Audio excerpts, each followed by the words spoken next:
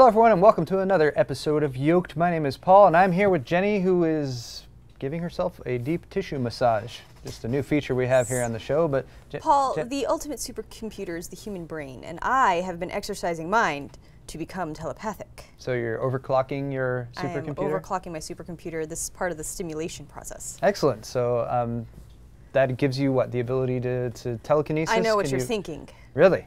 So what am I thinking? You're thinking you want Subway for lunch. That's not actually at all what I was thinking. Well, look, Jenny. it was working the other day. Well, I know you might think I'm crazy. Actually, it is working then.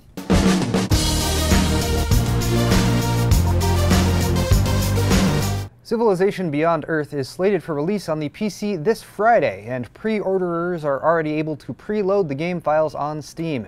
If you're like me, you're awash in emotions, ranging from childlike giddiness at the prospects of the new Civ in Space game, all the way to chilling dread as you try to determine how you'll fit an extra 12 hours of gaming per day into your already packed schedule. Sleep has always been overrated anyway. If you're not a PC gamer though, first off, welcome. You're watching Newegg TV, but you might be interested as to when you might have access to this game on an alternative platform. Fear not, for 2K Games has partnered with port-focused developer Aspire Media to bring Beyond Earth to Mac and Linux, and they're promising availability sometime this holiday season. I'll be honest, I'm a little bit more excited about the Linux port, as an expanded library on Steam for Linux, especially bringing in widely popular titles like Civ, makes it an increasingly viable alternative for PC gaming versus Windows. We welcome our Mac gaming brethren into the fold as well. However, I should note that the Mac App Store port will not support online multiplayer and will not have access to DLC at launch. Mac and Linux pre-orders will get you the Exoplanets Map Pack add-on for free though, and you can even sync saves between PC, Mac, and Linux versions, although you'll need to transfer the save files via physical media. Don't you have room in your heart and your home for these completely adoptable house-trained APUs? AMD has lowered the prices on their A-series of APUs to include the A10-7850K, A10-7800, and several others. To help you in the rehoming process, they are including a game code for Murdered Soul Respect, Thief, or Sniper Elite 3 for Windows PC with your adoption of one of the 5 Dear Sweet APUs in the A-series litter. These pups will be available until the end of October, and once you have them in a system and properly trained, they are sure to be a wonderful addition to your family of gaming or home theater PCs. Check out the links in the description below and get the pick of the litter before they're gone.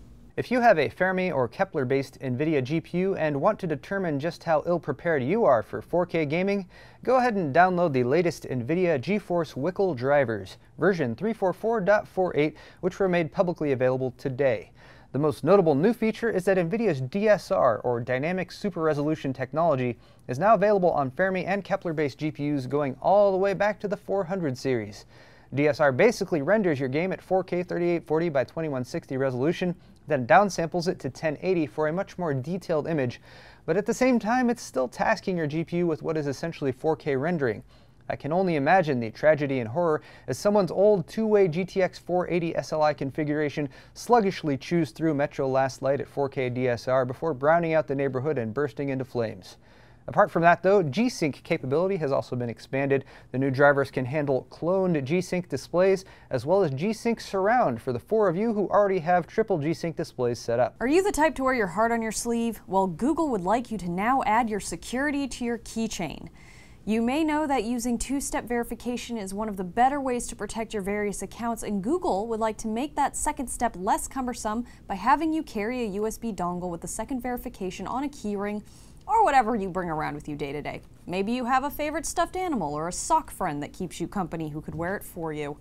In any case, as long as you don't lose the small, plastic, very delicate-looking USB key, you will be able to more easily access your Google accounts from multiple devices or add new devices to your account.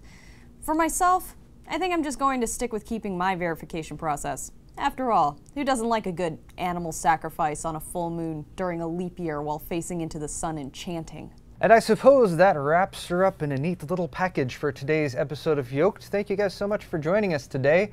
And let's give her one more shot though, Jenny. What am I thinking now? Puppies?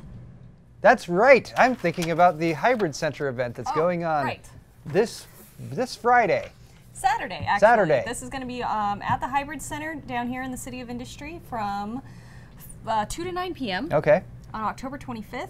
And there's going to be prizes. We're going to give away 2 BlizzCon tickets, $1,000 in prizes, a couple tournaments happening. I think they're going to be playing Heart of the Swarm, Hearthstone, Titanfall, and League of Legends are on the itinerary, as well as 2 food trucks. We're going to have the Creation truck and the garbage truck down here to delight your taste buds and keep you entertained. So yeah, please come join us. Come say hi. Steve and I will both be there, and we hope you can make it. Well, holy carp, that sounds like an excellent event, Jenny. And if you're in the Southern California area, you should definitely join them. I will not be there, but Jenny and Steve will. So go and join them and say hello and play some games and win some stuff. And until next time, you've just been you.